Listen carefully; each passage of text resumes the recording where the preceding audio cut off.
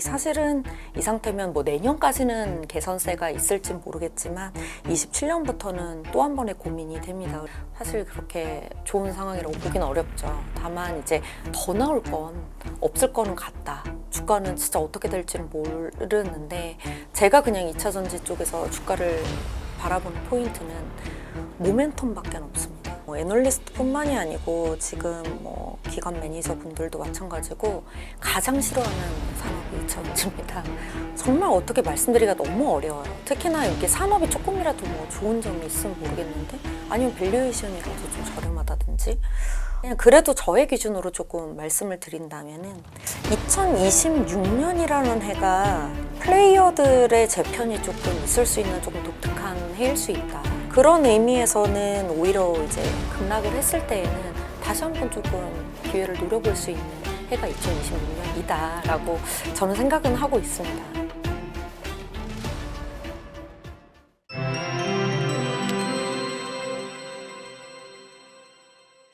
2차 전지를 담당하고 계신다고요. 네. 위원님의 커버리지는 어떻게 되시나요? 아무래도 2차전지 셀, 소재, 거기에 좀 추가적으로는 냉각 시스템 정도까지 하고 있습니다. 2차 전지 밸류체인 전체를 깊이 보시는 연구이시군요. 그러면 요즘에 이슈가 많아서 굉장히 바쁘실 것 같아요. 그러게요. 좋은 이슈들도 있었다가 또 뭐 한 달 지나면 나쁜 이슈로 갑자기 바뀌기도 하고 네. 정신없는 것 같습니다. 좋은 이슈가 많을 때 신나게 제가 깊이 여쭤보면 더 좋을 테지만 또 그렇다고 해서 좋은 얘기만 하는 방송은 또 아니고 또 애널리스트란 직업도 또 안 좋은 거는 어디까지 안 좋은지 어떤 포인트로 좋아질 수 있는지를 알려주시면 되는 거니까요. 오늘 제가 좀 기대하면서 좀 여쭤보도록 하겠습니다. 저는 사실 2차 전지를 잘 몰라요.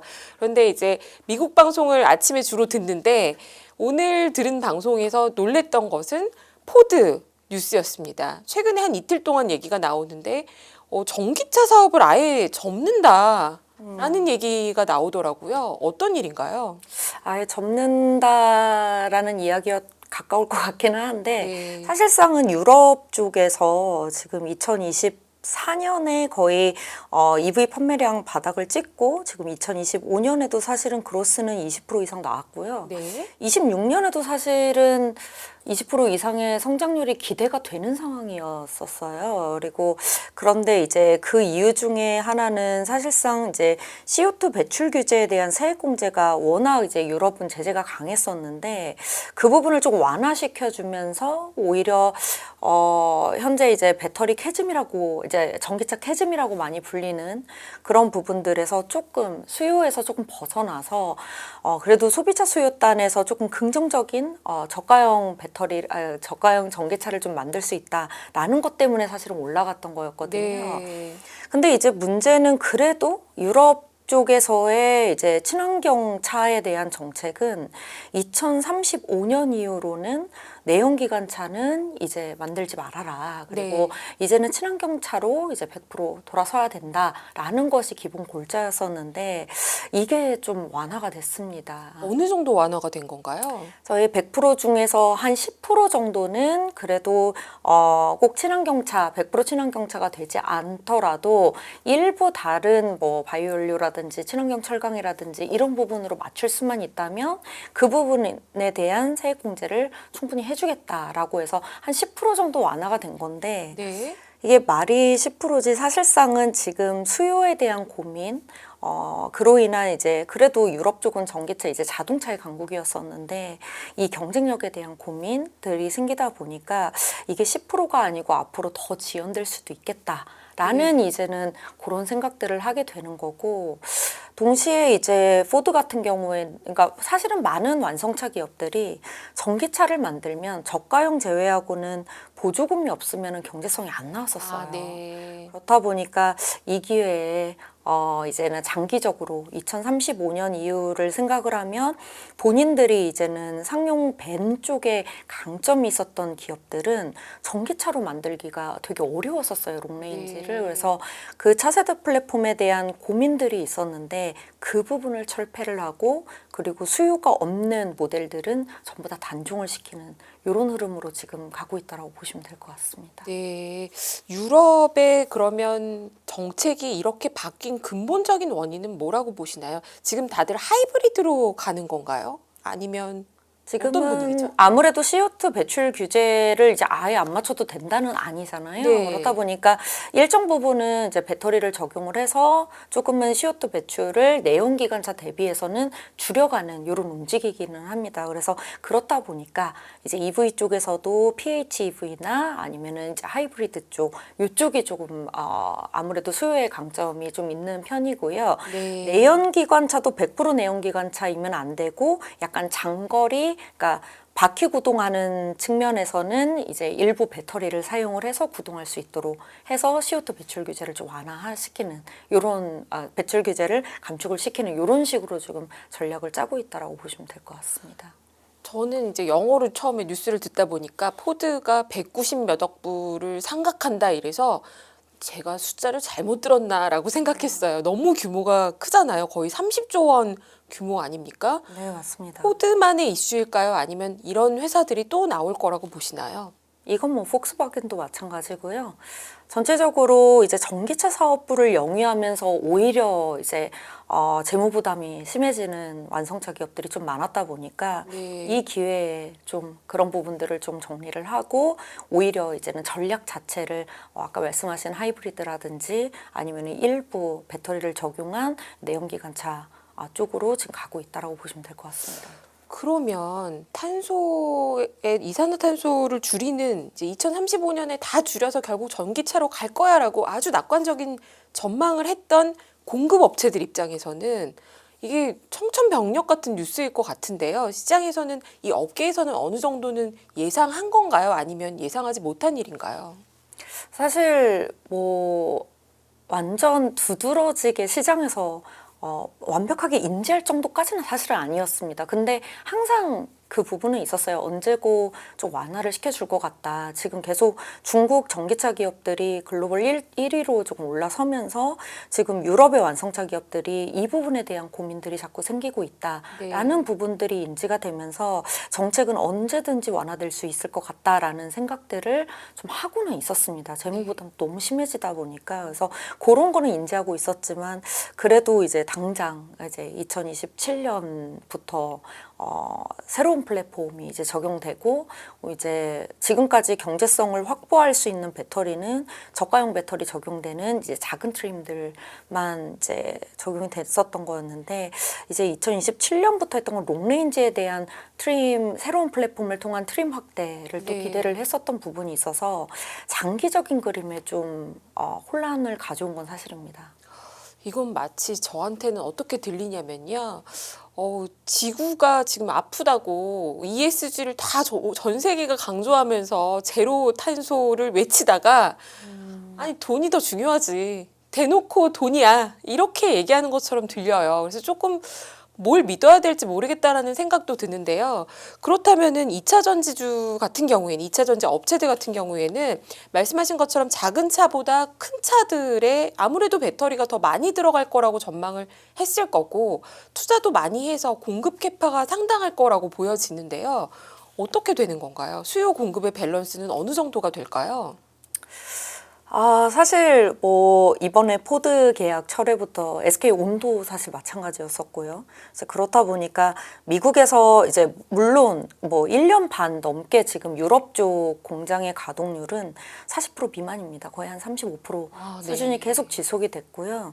그래도 이제 내년에 이어서 내후년부터는 본격적으로 이제 개선이 된다라는 그런 기대감이었는데 사실은 이 상태면 뭐 내년까지는 개선세가 있을진 모르겠지만 27년부터는 또 한 번의 고민이 됩니다. 그래서 이 남아있는 라인들에 대해서는 지금 당장은 미국은 확실히 중국 제재가 너무 강해졌기 때문에 네. 나머지 라인을 전부 다 요즘에 AI 데이터 센터 수요 때문에 ESS 수요가 굉장히 좋은 편이에요. 그래서 네. 중국을 제외한 이제 국가에서 이제 공급을 현지 공장에서 공급을 해줘야 되기 때문에 지금 라인 전환을 굉장히 빠르게 시도를 하고 있고요. 이미 많이 진행을 하고 있다라고 보시면 되고요. 아마도 유럽도 그렇게 진행할 가능성은 있지만 이게 또 미국 쪽하고는 차이가 좀 있죠. 아무래도 미국은 중국에 대한 제재가 굉장히 강하다면 네. 유럽 같은 경우에는 이미 유럽 현지에 중국 배터리 기업이라든지 전기차 기업들이 다 들어와 있는 상황이어서 사실 ESS 배터리를 공급을 할 때에는 중국 기업들과 또 경쟁을 해야 되는 이런 상황이긴 합니다. 그러면 한국의 2차 전지 기업들한테는 미국, 유럽이 어느 정도 비중을 차지하고 있나요? 그러니까 유럽이 더 기대했던 시장인데 여기가 줄어들면 한국 업체들한테는 타격이 더 큰 건가요? 근데 줄어들은 지가 지금 벌써 1년 반이 넘어서서요. 네. 원래는 유럽 쪽이 훨씬 컸죠. 네. 그 35%대 가동률을 지속한 지가 꽤 됐습니다. 네. 그래서 대표적으로 이제 폭스바겐이 이제 단종시켰던 물량들이 좀 있었기 때문에 그에 대한 좀 가동률 저하가 좀 있었고요. 그렇다 보니까 아무래도 미국 쪽 매출이 압도적이기는 합니다. 네. 그리고 아마도 내년부터도 뭐 라인 전환을 통해서 또 많은 부분이 ESS로 이제 공급이 될 거기 때문에 여전히 미국이 가장 매출 비중으로는 큰 시장일 수밖에 없다라고 보고 있습니다. 네. 그러면요, 미국 얘기를 좀 더 그럼 해보는 게 좋을 것 같은데요. 라인 전환을 지금 많이 하고 있다라고 말씀해 주셨는데, 뭐를 하기 위한 걸로 바꾸고 있는지, 그리고 그 전망은 어떻게 보시는지요? 우선은 전기차 수요가 미국도 지금 9월 30일부로 전기차 보조금이 폐지가 됐기 때문에 그렇죠. 지금 완성차 기업들이 내년에 신차가 사실 없습니다. 거의 네. 없고 지연이 됐고 일부 나오더라도 가격을 많이 하락을 시킬 거기 때문에 JV 공장이라 할지라도 사실 완성차 기업들 입장에서도 가동률이 너무 이제 저조한 이런 상황이죠. 네. 그래서 사실은 2차 전지 기업들이 ESS 관련된 라인으로 전환하는 거에 대해서는 JV 파트너 같은 경우에도 굉장히 환영을 할 수밖에 없는 그런 상황이라고 보시면 될 것 같고요. 지금 말씀드린 이 ESS라고 하는 거는 결국에는 그 전까지는 그래도 미국 쪽에서 그렇게 큰 수요를 가져오진 못했었어요. 네. 대부분 중국 기업들이 많이 했었던 시장이었었고, 그리고 사실상 뭐 ESS가 이렇게 가파르게 늘어날 정도는 2023년에 이제 GPT가 좀 등장을 하면서 AI 데이터 센터에 대한 관심도가 좀 많이 높아지면서 네. 그에 대한 수요로 조금 급증을 하고 있는 거다라고 보시면 될 것 같습니다. 그래서 지금 LG 에너지 솔루션 같은 경우에도 올해 2025년 말 기준으로는 17기가와트 정도가 이제 라인 전환을 완료를 할 것 같고요. 네. 내년 정도에는 아마 30기가 정도로 발표가 되곤 있는데 지금 이 정도 속도대로라면은 한 40기가 이상은 되지 않을까 저는 이렇게 좀 예상을 해볼 수 있을 것 같고 네. 전부 다 LFP ESS입니다. 그래서 저가형 배터리를 적용한 ESS 시스템으로 라인 전환이 진행이 되고 있고 삼성 SDI 같은 경우에도 사실상은 뭐 전기차 쪽 7기가와트 제외하고는 전부 다 ESS로 라인 전환을 해서요. 네. 미국 쪽에서는 뭐 삼성 SDI는 내년에 ESS 매출이 전부다라고 해도 과언이 아닐 것 같습니다. 이 ESS가 미국에서 지금 AI 데이터 센터에 쓰인다고 하셨는데요. 요거는 그러면 지금 증설하고 있는, 전환하고 있는 이 캐파가 지금 AI 데이터 센터 지어지고 있는 양 대비해서 어느 정도인가요? 모자라나요? 아니면 지금 요것도 많은가요? 너무 모자라죠. 사실은 네. 근데 문제는 뭐냐면 지금 뭐 최근에 오라클 얘기도 있는 것처럼 이게 사실은 데이터 센터 수요에 따라서 전력원이 계속적으로 조금 공급이 되고 전력 개통이 되긴 해야 되는데 전체 밸류 체인으로 봤었을 때 병목이 너무 많습니다. 중간중간에 병목이 있다는 네, 말씀이신 거죠? 맞습니다. 네. 이제 그렇다 보니까 사실은 ESS 계약을 체결을 할래도 다른 병목들 때문에 프로젝트가 이제 지연되거나 이런 문제들이 조금 생길 수는 있어요. 이제 그거에 대한 우려는 있지만 수요에 대한 고민은 없는 상황이고요. 지금 상태로라면은 뭐 시장 컨센서스는 사실 굉장히 많이 올라가고 어떤 데이터가 신뢰가 있다라고 말하기는 어려워요. 왜냐하면 네. 이거 뭐 데이터 센터 어느 정도 늘어나는지 그것도 뭐 중복되는 프로젝트도 있고 뭐 여러 가지가 있기 때문에 쉽지는 않지만 그래도 최소 연간으로 했을 때 한 30에서 40기가는 최소 그리고 많게 볼 때는 한 100기가와트시 정도도 지금 신규 물량이 있다라고 얘기를 하고 있어요. 네. 그런데 지금 말씀드렸듯이 내년 기준으로 LG 에너지 솔루션이 정말 빠르게 전환을 해서 만약에 40기가와트 그리고 삼성 SDI가 이제 30기가와트 정도 되고 이제 나머지가 한 10기가 뭐 이 정도 된다면은 사실은 그 다음에를 생각하면 굉장히 타이트한 물량이긴 하죠. 네. 그런데 지금 AI 버블론이 일면서 뭐 언제일진 모르지만 AI 투자가 피크아웃 할 거라는 그 시점은 다들 분분해도 투자를 영원히 많이 짓지는 않지 않습니까, 보통은요? 네, 맞습니다. 그러면 ESS로 전환을 했는데 이 데이터 센터 다 짓고 나면 또 다른 수요처가 필요한 거 아닙니까? 그렇지만 지금도 이렇게 라인 전환을 했듯이 그때쯤 되면 이제 EV가 좀 덜어졌었으면 저도 그런 생각은 솔직히 좀 합니다. 그래서 지금 셀 3사들 입장에서도 보면은 증설한다는 얘기는 절대 안 하잖아요. 이렇게 수요가 많은데도 라인 전환까지만 생각을 합니다. 그리고 계약을 맺을 때도 굉장히 신중하게 하고 있고요. 원래 ESS 계약은 이제 확정 물량에 대해서 그 물량에 대해서 이제 공급을 안 해주게 되면은 뭐 환급금이 들어온다 이런 계약이 잘은 없어요. 네. 그런데도 불구하고 지금은 그런 계약으로 좀 진행을 하고 있고요. 그래서 증설이 아닌 라인 전환 그리고 계약을 할 때에는 최대한 최소 이제 물량에 대한 확정 계약 같은 것들을 좀 진행하고 있다라고 보시면 될 것 같습니다. 그러면요. 바로 나왔던 이 뉴스, LG 에너지 솔루션의 이 포드하고의 9.6조 원 규모의 계약 해지는 뭐 돌려받을 계약금이라도 있는 건가요? 사실 그건 쉽지는 않을 것 같습니다. 아, 그래요. 이거는 제가 이제 말씀드리기가 되게 조심스럽기는 해요. 네. 왜냐면은 이거는 뭐 기업에서 조금 더 이제 디테일하게 조금 들어가 봐야 되는 내용이긴 한데, 사실 유럽 쪽에 대한 계약은 우리나라 기업들한테 조금 불리하게 되어 있긴 합니다. 왜냐하면 아무래도 경쟁도 심하고 거기에서 이제 가동률을 끌어올리기 위한 여러 가지 계약들이 체결이 됐기 때문에 우리나라 기업들이 어떻게 보면 이제 가불관계로 제가 많이 말씀을 드리는데 네. 미국 시장 처음에 증설할 때는 그래도 우리나라 기업들이 약간 갑의 위치에서 약간 5대5 황금 물량이 있었거든요. 근데 네. 유럽은 사실 그런 보증 계약은 쉽지는 않은 상황이긴 했습니다. 예. 갑자기 이렇게 계약 해지하면 LG 에너지 솔루션에 실제 뭔가 미치는 영향이 어느 정도라고 봐야 될까요?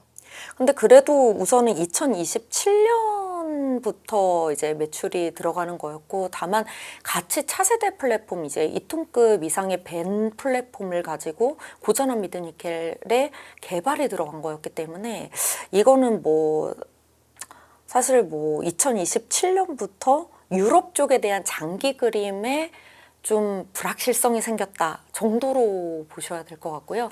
당장 2026년까지 봤을 때는 사실은 실적 자체는 큰 영향은 없어요. 오히려 올해보다 내년은 유럽 가동률은 좋긴 합니다. 아, 그래요. 근데 이제 27년까지도 꿈을 꿔야 되는 기업이고 맞습니다. 산업인데 그러면 27년도에 대한 전망은 연구원님을 포함해서 2차 전지 이 LG 에너지 솔루션을 분석하시는 위원님들의 애널리스트 분들의 실적 추정치는 매출액부터 좀 줄여야 되는 상황인 건가요? 근데 사실 유럽에 대한 가동률을 다들 높여놓지를 않은 상황이어서 더 줄일 건 사실 없습니다. 이미 그 불안감을 다들 가지고 계셨던 거군요. 네, 정책이 맞습니다. 변화할 수 있다고 예상을 하셨기 때문에요. 그렇죠. 그러니까 네. 미국을 가장 많이 실적 추정의 가정에 많이 들어가 있지, 사실 유럽에 대한 부분의 개선세를 크게 땡겨온다던가 그런 경우는 잘 없어요. 그러면 LG 에너지 솔루션 여파로 2차 전지주들이 다들 영향을 받은 것 같은데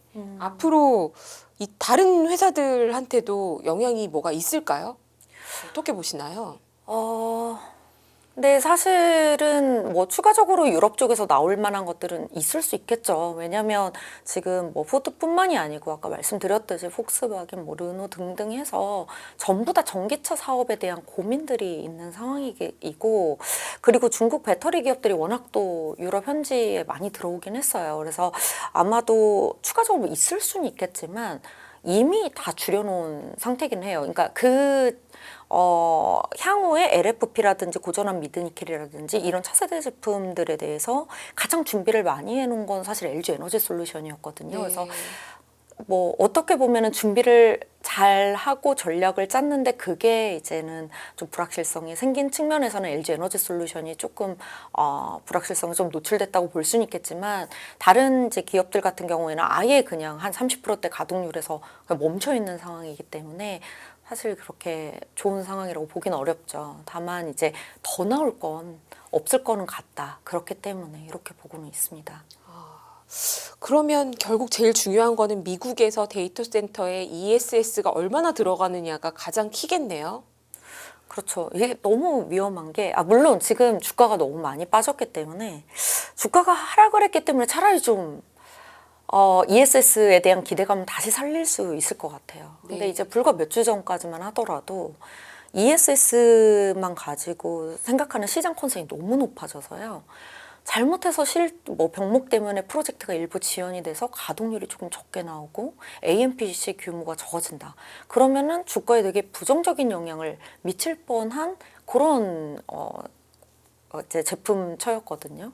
근데 이제 최근에 이제 주가가 많이 이제 급락을 하면서 오히려 AI 쪽, 이제 데이터 센터 쪽 수요도 수요지만 전력원 공급에 대한 부분이 가장 병목이에요. 근데 네. 거기에 하나로 단기적으로 바로 대응할 수 있는 게 ESS다 보니까 오히려 그 기대감이 다시 살아날 수 있지 않을까 이렇게 생각은 하고 있습니다. 유럽도 친환경 정책을 한 발 후퇴하는 그런 모습을 보이고 있는데 미국은 사실 트럼프 들어서고 나서는 제가 믿기지 않을 정도로 뭐 석탄 광산 문을 다시 연다. 네. 천연가스와 원유는 뭐 마음껏 캐라. 뭐 드릴 베이비 드릴 얘기했고 원전도 아예 AI 데이터 센터에 붙여서 짓고 있지 않습니까? 맞습니다. 그러면 조금 좀 여쭤보기도 조심스럽지만 주가가 이렇게 많이 빠져 있는 상태에서 혹시 미국도 여기서 더 ESS가 늘어나기보다는 전통 에너지를 더 많이 써서 이게 좀 줄어드는 가능성은 어떻게 보시나요? 근데 사실 전통 에너지, 그러니까 AI 데이터 센터에 들어갔을 때 전통 에너지원을 썼을 때도 이 순간 고출력을 맞출 만한 반응 속도가 안 나와요. 네. 그래서 사실 그건 있습니다. 이제 신재생을 메인 전원으로 해서 전력으로 해서 들어가면 규모가 크겠죠. 하지만 이제 AI 데이터 센터용으로 만약에 천연가스가 들어간다. 네. 이렇게 되면 거기에는 이제 ESS는 좀 작은 규모의 ESS가 좀 많이 들어가긴 해야 됩니다. 그래서 아예 수요가 없는 건 아니다. 그래서 지금 그리고 이제 문제는 그렇기 때문에 저는 ESS가 좋은데 한 해 한 해 보자라고 말씀을 드려요. 근데 이제 미국도 한 10년간을 인프라 투자를 안 해놨다 보니까 이제 이미 인프라가 되어 있는 곳에도 AI 데이터 센터가 들어서면 UPS용으로 ESS가 필요하지만 장기 프로젝트가 들어가는 곳에도 결국에는 같이 들어가야 되기 때문에 아직까지는 그래도 한 2026년, 2027년까지는 저는 좀 괜찮다라고 보고 있고요. 다만 뭐 항상 정책발도 있기 때문에 네. 한 해 한 해 좀 지켜봐야 되지 않을까 이렇게 보고는 있습니다. 굉장히 조심스럽게 전망을 하고 계신데요. 또 일각에서는 중국 업체들의 경쟁력이 매우 빠른 속도로 좋아지고 있다. 이런 얘기도 많이 하지 않습니까? 특히 가격 경쟁력은 이제 우리가 이길 방법이 없다. 이런 얘기도 있는데 저가형 중국의 이 업체들의 부상 어떻게 봐야 될까요? 이미 그 부분은 너무 빠르게 인지를 하고 있었고요. 그래서 사실은 이게 2022년 8월에 이제 바이든 정부의 IRA가 나오기 전까지는 대부분 애널리스트들의 토픽이 거의 CATL이었습니다. 네. 그 정도로 이제 LFP도 뭐 주행 거리가 400km도 안 나온다고 했지만 400km 이상이 나왔고 그 이상의 로드맵들 그리고 아무래도 중국 정부는 모든 예산을 다 투여를 해서 고정비 없이 이제는 그러니까 기업들을 키워내기 때문에 제조업에 있어서 쉽지는 않습니다, 솔직히. 그래서 물론 그렇긴 하지만 지금 제가 그래도 기대를 해보는 거는 2027, 8년 정도까지 됐을 때에도 물론 LFP가 많은 부분의 EV를 차지를 하긴 하겠지만 정말 고출력 프리미엄 EV라든지 아니면은 장거리라든지 이런 부분이 롱레인지 배터리에 들어가는 고밀도 배터리가 지금 LFP처럼 경제성이 확보가 되면 그때는 그래도 일부 플레이어 중심으로 갈 수가 있다. 우리나라 기업들이 그래도 그 부분은 좀 오래 했기 때문에 그렇게 좀 보고는 있고요. 고밀도 배터리는 그래도 아직은 우리가 중국 기업보다 훨씬 앞서 있다. 이렇게 얘기할 수 있겠죠? 물론 그런데 네. 20몇 년간 그들은 LFP와 나트륨이온 이런 이제 계열을 좀 했었고 우리나라 기업들은 다 이쪽으로만 했었기 때문에 물론 따라오려면 따라올 수 있겠죠. 뭐 중국이라는 국가의 특성이 또 있기 때문에 그렇긴 하지만 저는 이제 분명히 여기서는 일부 또 니치 마켓으로 갈 거라고 보기 때문에 충분히 경쟁력이 있을 거라고 보고 있고 지금 전기차 캐즘이라고 하는 것도 결국에는 우리가 모델도 많이 못 늘리고 네. 옵션도 많이 못 늘리고 사실은 경제성 있는 일부만 만들어야 되기 때문에 갇혀있는 수요가 갇혀있는 측면이 있기 때문에 아마도 그런 기술들이 나와주게 된다면 전기차가 다시 조금 주류가 될 수밖에 없지 않겠느냐 이렇게 보고는 있습니다. 지금 채팅창에서 시청자분 질문이 하나 들어와서 여쭤볼게요. 유럽은 ESS가 필요 없냐? 왜 유럽은 전기차 얘기만 하고 넘어가냐라는 질문이 있으신데 네. 유럽향 ESS 전망은 어떤가요?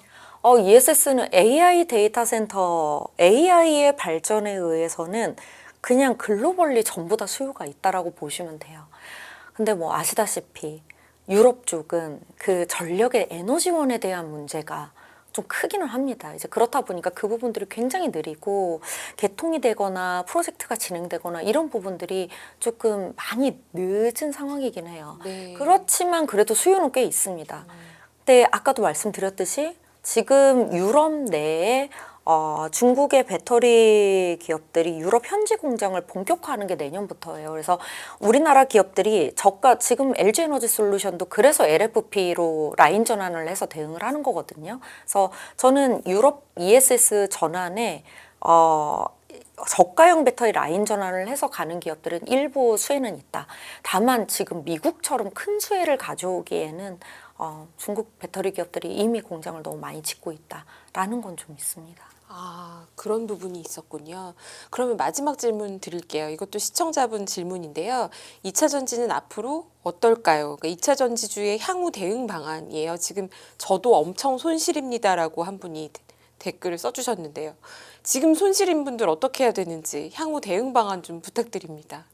그거 진짜 어려운 질문인 것 같아요. 왜냐하면 이게 뭐 애널리스트뿐만이 아니고 지금 뭐 기관 매니저 분들도 마찬가지고 가장 싫어하는 산업이 2차 전지입니다. 그래서 시가총액은 크고 한 번 오르면 급등, 한 번 빠지면 급락 막 이렇게 되니까 정말 어떻게 말씀드리기가 너무 어려워요. 특히나 여기 산업이 조금이라도 뭐 좋은 점이 있으면 모르겠는데 아니면 밸류에이션이라도 좀 저렴하다든지 어떤 것도 이렇게 얘기할 수는 없는 상황인데 네. 그냥 그래도 저의 기준으로 조금 말씀을 드린다면은 2026년이라는 해가 EV도 안 좋고 뭐 ESS만으로 올해처럼 또 가야 되는 해인 건 사실이지만 플레이어들의 재편이 조금 있을 수 있는 조금 독특한 해일 수 있다. 그래서 네.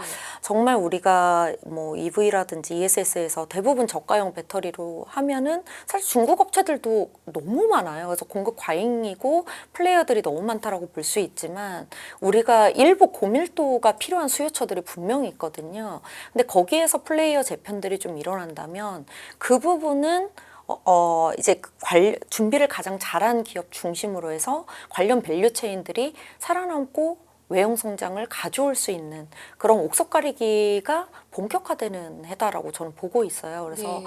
그런 의미에서는 오히려 이제 급락을 했을 때에는 다시 한번 조금 기회를 노려볼 수 있는 해가 2026년이지만 이다라고 저는 생각은 하고 있습니다. 네. 그래서 다만 옥석 가리기를 좀 하자라고 말씀은 드려요. 하방 리스크를 항상 먼저 생각을 하셔야 되고, 근데 이제 대부분 개인 투자자분들은 베타 플레이를 굉장히 많이 하시기 때문에 그런 부분들보다는 하방 리스크를 좀 조심해야 되는 산업이긴 하다 이렇게 말씀드리고 싶습니다. 옥석 가리기를 해야 되는데 한 종목이 이슈가 생기면 주가는 같이 움직이지 않습니까? 아, 맞습니다. 네, 그러면 업계가 조금 뭔가 고밀도 배터리 중심으로 재편되는 모습을 좀 보면서 우리가 들어가야 되는 거라고 제가 이해해도 될까요? 그럼 2029년 정도 돼야 될 것 아, 같아요. 이꿈이죠. 네. 그런데 이제 2차 전지 주가는 보시면 네. 그런 산업이나 밸류에이션 상관없이 한 번씩 이제 왔다 갔다 많이 하죠. 급등락을 많이 하다 보니까. 그래서 사실 피로도가 높은 섹터예요. 그래서 뭐 주가는 진짜 어떻게 될지는 모르는데 제가 그냥 2차 전지 쪽에서 주가를 바라보는 포인트는 모멘텀밖에 없습니다. 저희 쪽은. 그래서 시장의 기대감이 얼마나 바닥을 치고 있는지, 그러면 긍정적인 이벤트를 받아들일 준비가 되어 있잖아요. 그러면서 다른 섹터의 상대 매력도를 꼭 보셔야 돼요. 더 갈 곳이 없을 때 한번 오는, 그렇기 때문에 저는 항상 모멘텀으로 말씀드리기는 합니다. 수급의 변동이 올 수 있는 뭔가 이렇게 주식시장에서 순환매가 있거나 이럴 때 네. 뉴스 하나로 급등 급락할 수 있다. 이렇게 정리할 수 있을 것 같고요. 제가 이렇게 가까이에서 모시면서 사실 오늘 처음 뵙는데 영구원님의 고뇌가 너무 저한테 느껴지는 것 같아서 감사하면서도 굉장히 제가 조심스럽게 여쭤봤던 것 같아요. 근데 이런 말씀 해주실 수 있는 분도 많지 않다. 2차 전지 가지고 계신 분들 이 방송 꼭 보시면서 포인트 하나하나 다시 한번 짚어보시면 도움이 되시지 않을까 이렇게 좀 생각이 되네요. 함께 해주셔서 감사하고요. 이한나 유한타증권 연구위원님과 함께 했습니다. 감사합니다. 네, 감사합니다. 금융투자로 돈 벌기 쉽지 않으시죠? 그런데 불가능한 것도 아니죠. 글로벌 IB 트레이더의 눈으로 본 더 넓은 금융의 세계, 그들의 투자의 기술 정말 궁금하지 않으십니까? 여러분들을 응원합니다.